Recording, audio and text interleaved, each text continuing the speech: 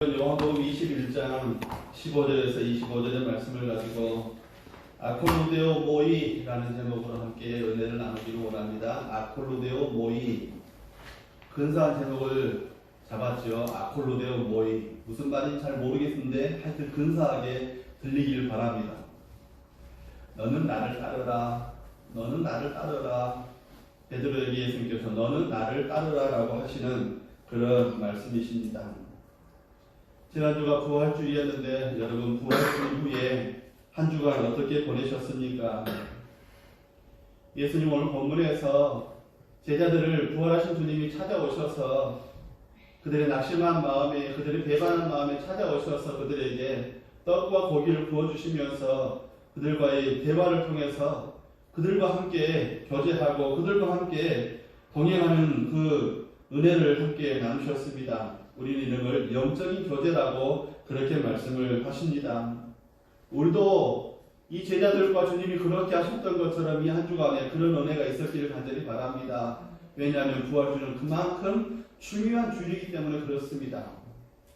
또 한 주간에 또 저문을 예배를 끝나고 저문을 열고 나가시면서 또 한 주간의 삶에도 그렇게 되기를 원합니다. 주님과 함께 먹고 주님과 대화하고 주님과 기도하고 주님의 말씀을 들으면서 주님이 우리를 어떻게 사랑하시고 우리를 얼마나 사랑하시고 우리에게 무엇을 당부하시는지, 베드로에게 무엇을 당부하고 계시는지, 베드로에게 무엇을 원하시는지 그 일들을 바라보시면서 우리가 함께 은혜되기를 원합니다. 주님을 따르는 제자로 주님과 주님의 백성된 주의 백성된 성도로서 우리가 가야 할 길, 해야 할 길, 오늘 주님과 베드로의 대화를 중심으로 해서 생각해 보기를 원합니다. 첫째로 주님이 원하셨던, 주님과의 대화를 통해 주님이 원하셨던 것은 베드로에게 사랑을 확인하는 거였습니다. 네가 나를 사랑하느냐? 네가 나를 사랑하느냐? 네가 나를 사랑하느냐? 요한의 아들 시몬아, 네가 나를 사랑하느냐? 누가요? 부활하신 주님이 찾아오셔서 요한의 아들 시몬아, 네가 나를 사랑하느냐라고 세 번씩 질문하셨던 이 구절에 대해서 우리는 지난 시간까지 우리 이해는 이것입니다. 주님은 아가페로 물어보셨고 베드로는 필레오로 대답했고 두 번째 질문도 아가페로 질문하셨고 두 번째 대답 역시 필레오로 대답했고, 그런데 세 번째 대답은 그러면 너 필레오로 그렇게라도 나를 사랑하느냐라고 물을 때 주님이 내가 주님을 사랑하는 걸 주님이 아시지 않습니까? 라고 대답했다는 걸. 그러나 성경을 자세히 들여다보면 요한복음 20장 2절에 예수의 사랑하시는 제자라고 주의 품에 안겼던 제자의 말씀을 하면서 사도 요한은 아가페 사랑이라고 말씀을 기록하지 않고 필레오로 그렇게 기록을 하고 있습니다. 또 요한복음 11장에서 예수께서 사랑하시던 그 사람 나사로가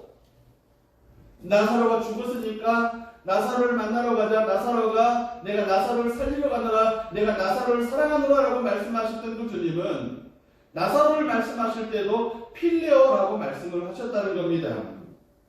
그러면 요 사도 요한이 요한복음을 기록하면서 아가페를 특별한 의미로 필레오를 좀 더 덜한 의미로 사용했다, 그런 것들이 아니라는 것입니다. 사도 요한은 똑같은 의미로 두 단어를 교차해서 사용하고 있다, 동일한 의미로 사용하고 있다. 우리가 알고 있는 의미 그대로 사랑이라는 그 의미로 얼마나 사랑하고 있느냐, 그것이 필레오든지 그것이 아가페든지 상관이 없이 얼마나 사랑하고 있느냐를 묻고 계시는 말씀이라는 것입니다. 그러면 목사님 그러면 이렇게 반복해서 동일한 그 사랑을 확인하고 그렇게 묻고 계시는 이유가 무엇입니까?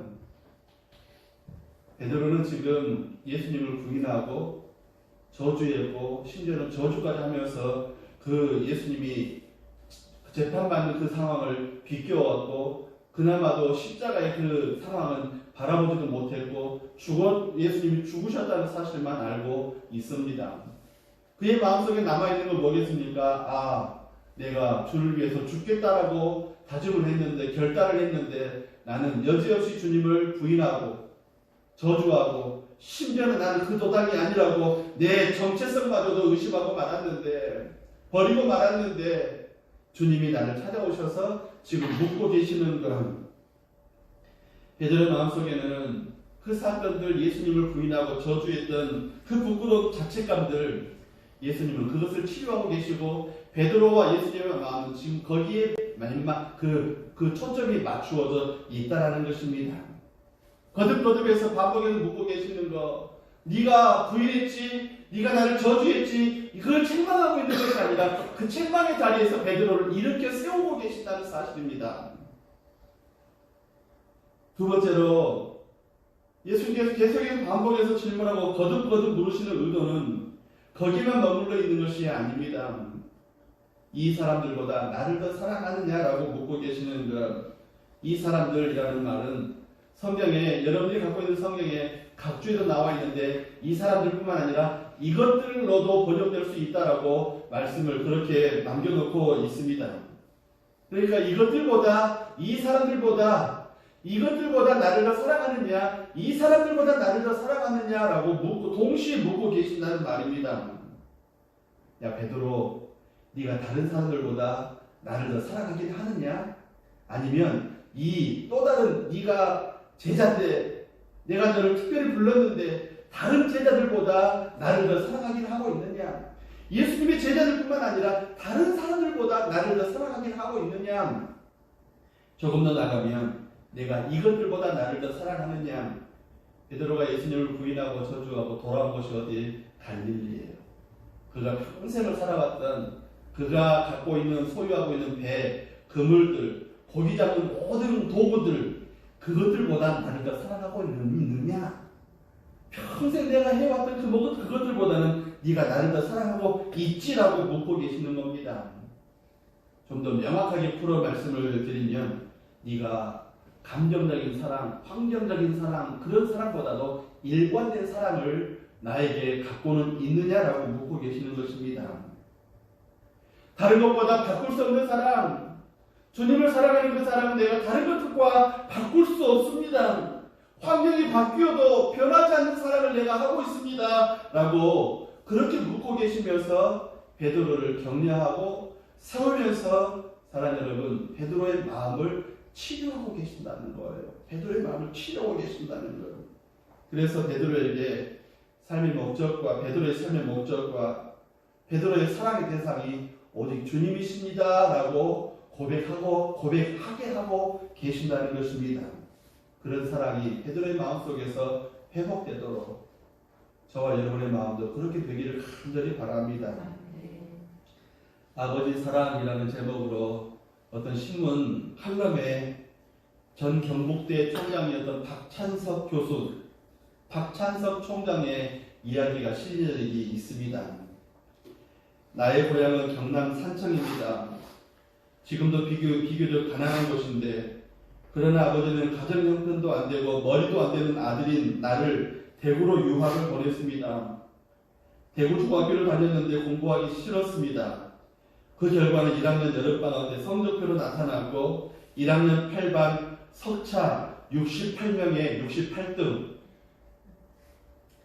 명확하게 표현드릴게요. 꼴등. 부끄러운 성적표를 갖고 고향으로 가는 어린 마음에도 아버지를 생각하면 그 성적표를 내밀 자신이 없었습니다. 당신이 교육받지 못한 한을 자식을 통해 풀고자 했는데 꼴찌라니. 인연을 제대로 잊지 못하는 소장농을 하면서도 아들을 중학교에 보낼 생각을 한 아버지를 생각하면 그냥 있을 수가 없었습니다. 잉크로 기록된 성적표를 석차 68명에서 1등으로 고쳤습니다. 그리고 아버지께 보여드렸습니다. 아버지와 어머니는 보통 학교도 다니지 않았으므로 내가 1등으로 고친 성적표를 알아차리지 못하였습니다.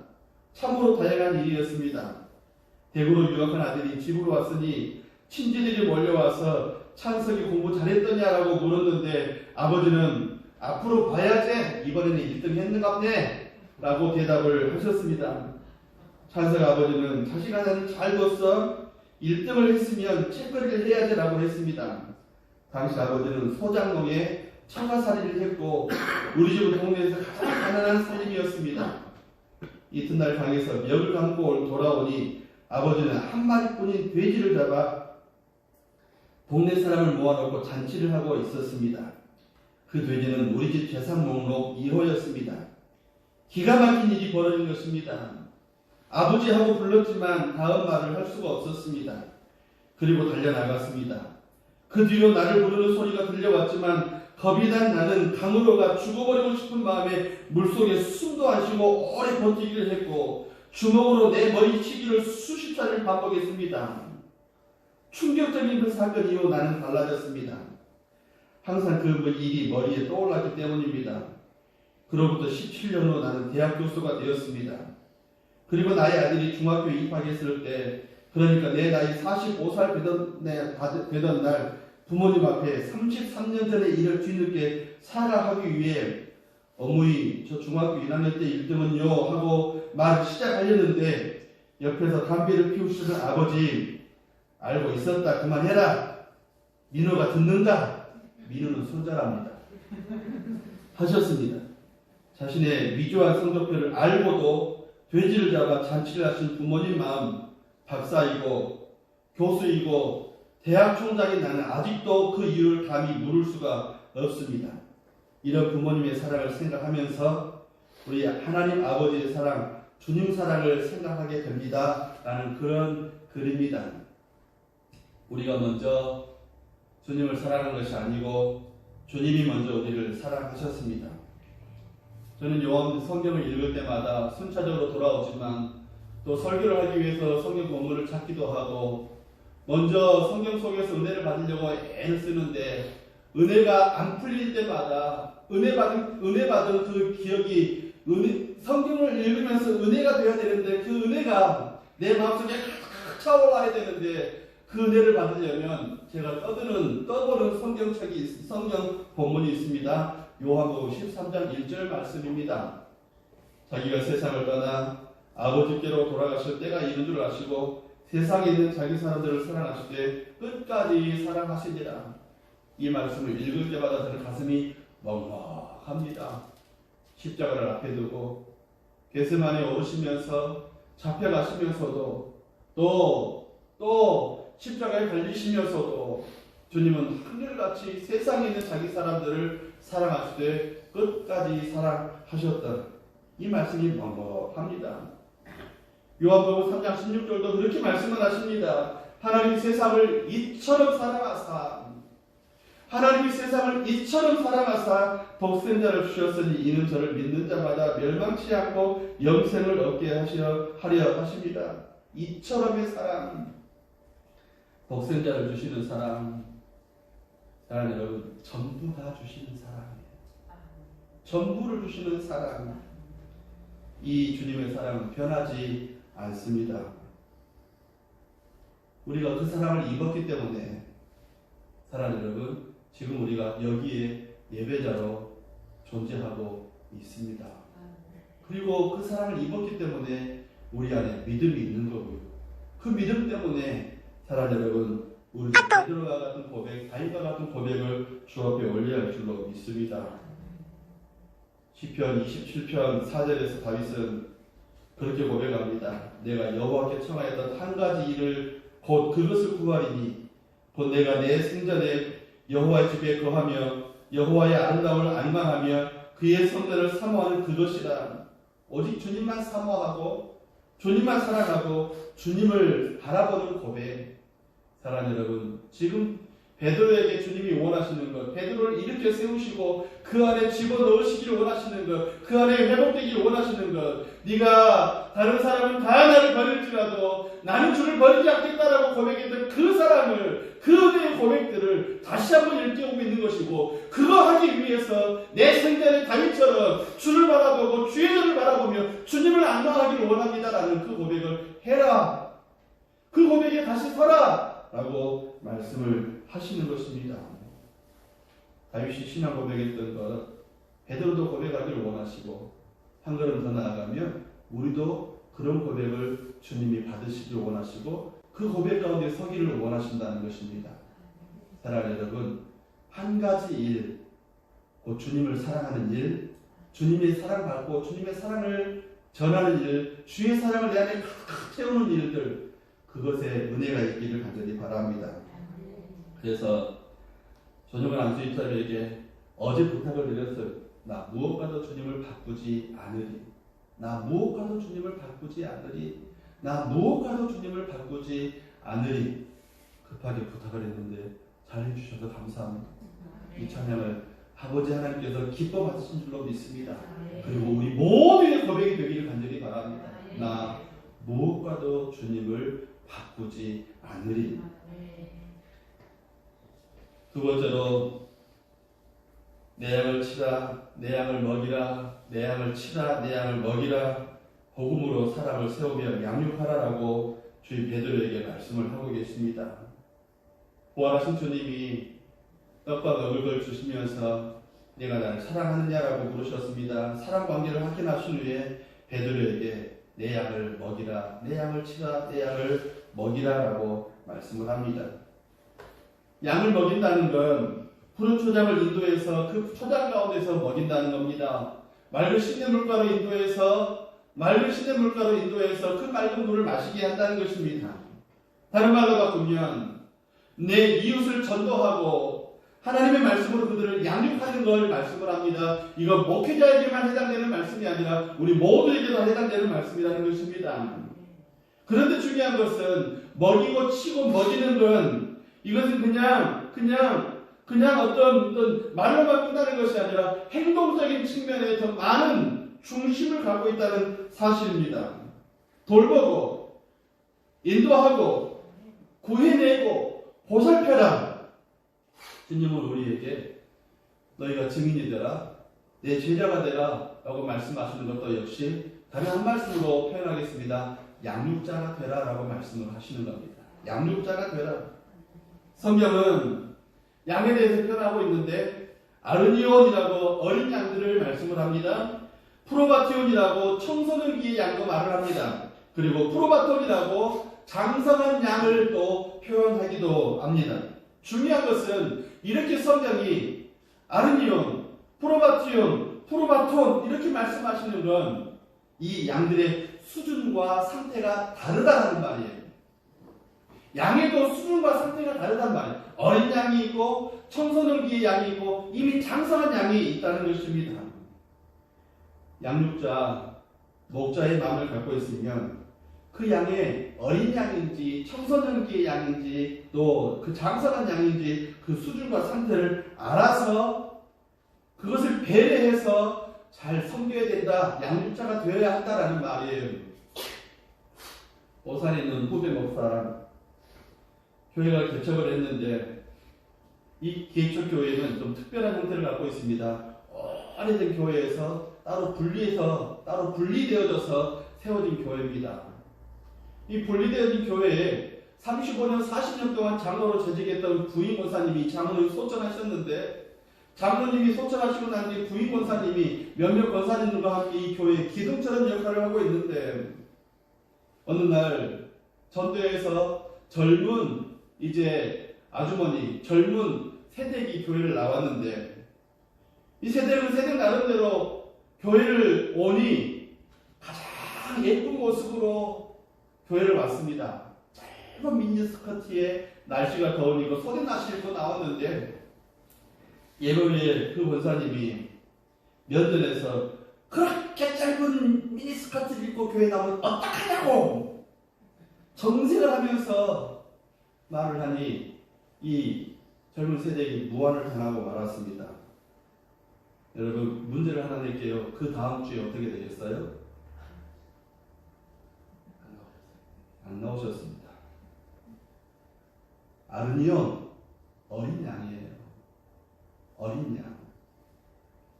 좀 정착이 되고 기회가 되어지면 아마도 지혜롭게 표현하면 이렇게 세대기 우리 교회 오니까 너무 젊어지고 좋다. 그런데 우리가 나이 먹은 우리가 뭐 일을 하니까 참 버거운데 좀 편안한 이거 와가지고 주일날 우리와 함께 교회를 좀 섬겨주면 좋지 않겠어? 좋겠는데? 라고 하면은 사랑 여러분 얼마나 좋을까요? 얼마나 좋을까요? 사랑 여러분 교회 오래 다녔다고 어른이 아니라 배려하고 섬길 줄 아는 그 마음이 있어야 어른이라는 것입니다. 사랑하는 여러분, 내 양을 치라, 내 양을 먹이라, 내 양을 치라 라고 말씀하시는 건 배려하고 섬기라는 말입니다. 두 번째로는 그 양을 먹인다는 또 다른 측면은 무엇이냐? 선을 행한다는 것을 말씀합니다. 선을 행한다는 것, 선을 행한다는 것. 김혜자 씨, 탤런트 김혜자 씨가 쓴 꽃으로도 때리지 말라. 제가 참 좋아하는 제목이에요. 제목은 참 좋아요. 속은, 내용은 읽기가 참 쉽지 않습니다. 왜냐면요, 지구상에 70억의 인구 중에 12억의 인구가 하루 1달러 미만의 수입으로 살아가고 있고, 그들 중 대부분은 가뭄과 전쟁과 빈곤의 희생자들이다. 또 그 가운데 1억 5천 명의 아이들이 거리에서 자고 먹고 일하고 산다. 내가 만일 비라면 물이 없는 그들의 땅으로 갈 것이다. 내가 만일 옷이라면 세상에 헐벗은 어린 아이들에게 먼저 갈 것입니다. 내가 만일 음식이라면 모든 배고픈 이들에게 먼저 갈 것입니다.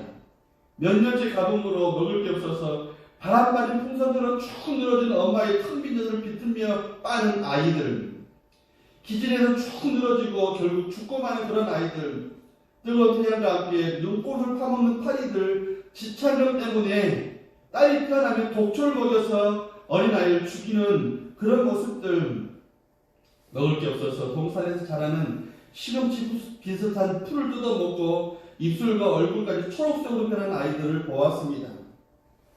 왜 지구의 어느 곳에서는 아이들이 800원짜리 항생제 하나가 없어서 장님이 되고 말라리아에 걸려 죽고, 또 어떤 아이들은, 갓난 아이들은 아빠의 부모의 품 안에서 굶어 죽어야 하는지 모르겠습니다. 사람들이 내게 묻습니다. 아프리카와 아시아의 가난한 아이들을 찾아가는 일 언제까지 할 건가요? 몇 년 채우고 그만둘 건가요? 그러면 나는 대답합니다. 그 일은 내 생명 다할 때까지 할 겁니다. 왜냐하면 그건 드라마가 아니니까요. 드라마가 아니라 실제로 아이들이 죽어가고 있으니까요. 목자의 심정이 이것이 아닐까 생각합니다. 도움을 주고 기쁨을 주는 삶. 사랑하는 여러분, 내 양을 먹이라, 내 양을 치라, 내 양을 먹이라. 주님의 명령이십니다. 우리도 OK 운동을 나름대로 하고 있습니다. 또 성교 지원도 하고 있고, 나름대로 지역교회도 후원하고 있습니다. 사랑하는 여러분, 좀 더 힘을 내야 할 줄로 믿습니다. 부활하신 주님이 먼저 찾아오셔서 베드로에게 하신 말씀은, 야 베드로 네가 다 책임져 라고 말씀하시는 것이 아닙니다. 제자들에게 오늘 그 주님의 은혜를 입은 우리들 모두에게 하시는 말씀이십니다. 내 양을 먹여라, 내 양을 쳐라, 내 양을 먹여라. 그들의 눈높이에 그들을 배려하면서, 그러나 우리의 손길을 통해서 그들을 섬기고 살아가는 것. 히브리서 13장 16절, 오직 선을 행함과 서로 나누어 주기를 잊지 말라. 하나님은 이 같은 제사를 기뻐하시느니라 라고 말씀을 하십니다. 사랑하는 여러분, 부활하신 예수님을 만난 우리들은 우리 자신들을 서로 격려하면서, 또 어린 양들을, 그들의 눈높이를 배려하면서 우리 이웃들을 향해서, 내 가까운 내 가족들과 내 친지들과 내 이웃들을 향해서도 선을 행할 수 있는 저와 여러분들이 되시기를 간절히 바랍니다. 세 번째로 아콜루데오 모이, 네가 갈 길을 가라, 너는 나를 따르라. 베드로에게 사랑을 확인하고 그를 다시 이렇게 세우시고 그에게 사명을 주시고 너는 나를 따르라 라고 말씀을 하실 때, 베드로의 궁금증, 옆에 있는 요한을 가르치면서 이 사람은 어떻게 되겠습니까? 라고 묻습니다. 사랑하는 여러분, 단순히 그것을 묻는 것, 그 사람의 운명을 묻는 것이 아니고 비교하는 거예요. 성경의 표현은 베드로가 요한과 자신을 비교하고 있는 것입니다. 그래서 주님은 그 사람의 길과 너의 길이 다르다라고 말씀을 하십니다. 사도 요한이 걸어가야 할 길, 그가 죽지 않겠다, 영원히 살겠다, 그런 것들이 아니다. 너는 너의 길을 가라, 이 길을 가라, 너는 너의 길을 가라. 아콜로데오 모이. 베드로 안에 라이벌 의식이 있었습니다. 베드로 안에 미성숙함이 있는 겁니다. 하나는 주의 나라의 오른편, 하나는 주의 나라의 왼편. 나는 주의 수제자니까 나는 당연히 뭔가를 잘해야죠. 이 비교의식들 아직도 잔재 속에 남아있는 것입니다. 아직도 쓴뿌리처럼 남아있는 그것이 있습니다. 비교의식. 주님은 베드로에게 분명히 말씀하십니다. 야, 옆에 사람들, 아니면 네가 지금 이런저런 앞뒤 전사들을 생각하지 말고 상관없이 그냥 너는 나를 따르라 라고 말씀을 하고 계시는 것입니다. 어떤 목사님이 부산에서 목회하실 때 가난한 자들을 위해서 아침마다 그 노숙인들에게 아침 식사를 대접을 하는 그런 사역을 하신다고 합니다. 그런데 어느 날 아침 사역을 끝내고 사무실로 가보니 사무실 문이 뜯겨져 있고, 그리고 자기 책상도 뜯겨져 있고, 교회가 아주 옛날이니까 이제 VHS 비디오 있잖아요.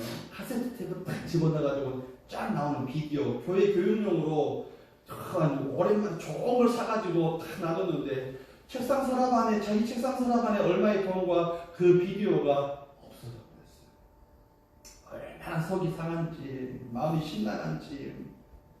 그러면서 아직도 밥을 먹고 있는 저 노숙인들을 딱 보면서 자기 마음속에 증거도 없이 자기 마음속에 의심을 하고 있는, 그들 중에 누가 가져갔을까 하고 의심하고 있는 자기 자신을 발견했는데, 잠을 자고 그 다음날 새벽 기도를 하는데 갑자기 그날 밤에 꿈이 생각이 나더랍니다.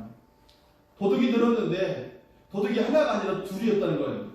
하나는 돈을 가지고, 물건을 가지고 이미 도망가는 뒷모습이 보이고, 하나는 여전히 그 꿈 안에 여전히 서 있는 도둑의 꿈이 있는데, 도둑은 이미 훔쳐서 달아난 도둑은 저 멀리 작아지고 있고, 이 꿈 안에 남아있는 이 도둑놈은 크게 보이더라는 것입니다. 물건을 훔쳐가는 도둑은 작아졌는데 이게 뭘까 하고 기도 중에 있는데, 기도하는데 하나님이 그런 지혜를 주시더라는 것입니다.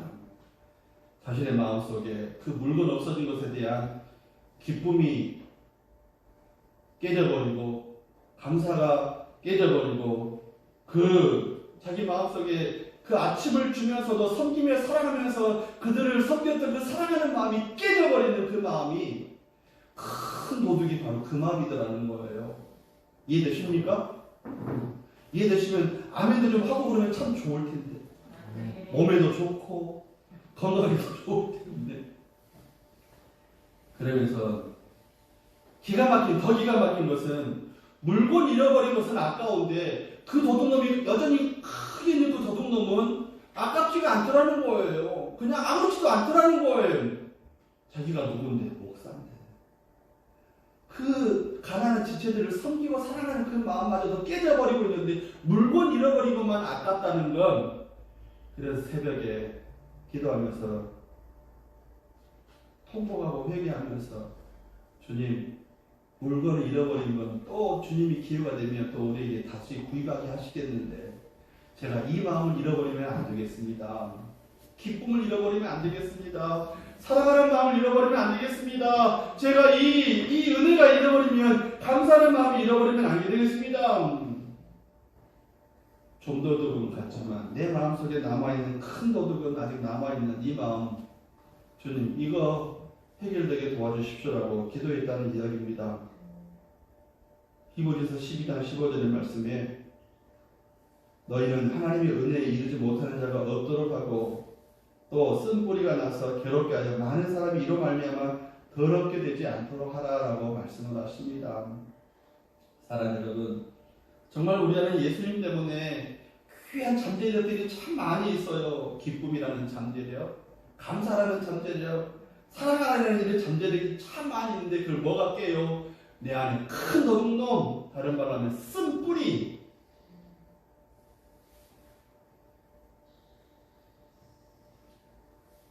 사울왕은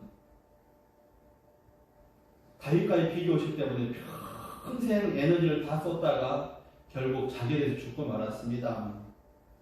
사랑 여러분, 이것이 우리 자신의 모습과도 같지 않겠습니까? 내 자신과 또 나의 주변을 가장 고통스럽게 하는 게 뭐예요? 비교예요. 그것이 쓴뿌리예요. 평생 사울왕처럼 그걸 쫓아다니다가 그것 때문에 그걸 해결하지 못하면 내 안에 큰 도둑놈을 해결하지 못하면 그것 때문에 내 자신이 가장 큰 에너지를 소비하면서도 아무것도 얻지 못할 뿐만 아니라 그 쓴뿌리 때문에 나의 가족과 내 이웃들마저도 더 힘들게 하고 어렵게 하게 어려운 상황 가운데 빠뜨리게 하는 것이 큰 도둑놈 쓴뿌리 때문에 그와 같은 일이 벌어진다는 것입니다. 우리도 봉사를 잘하고 있습니다. 그런데 어느 날 갑자기 나는 왜 이렇게 부족하지? 또 어떤 아파트 안에 뭐 좀 피곤하고 좀 영적으로 디플레스가 되면 좀 다운이 되면 아파트에 어떤 1202호는 저렇게 주일날 놀러도 가고 또 어떻게 가족들이 하하고 웃으면서 뭐 저 교회 안 다니도 저렇게 행복하게 잘 살고 있는 것 같은데 왜 나만 이렇게 주일날 가서 허드렛 일해야 되고 수고해야 되고 고생해야 되고 이렇게 헌신해야 되느냐. 피의식, 불평, 비교의식들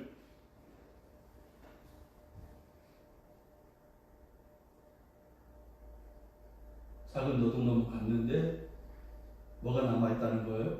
큰 도둑놈이 여전히 내 안에 남아있다. 쓴 뿌리가 남아있다. 히브리서 12장 15절의 말씀은 은혜에 이르지 못했다. 그 쓴 뿌리가 나서 많은 사람이 이로 말미암아서 더럽게 되어졌다. 라는 그 말씀이 우리 가운데 있다는 것입니다.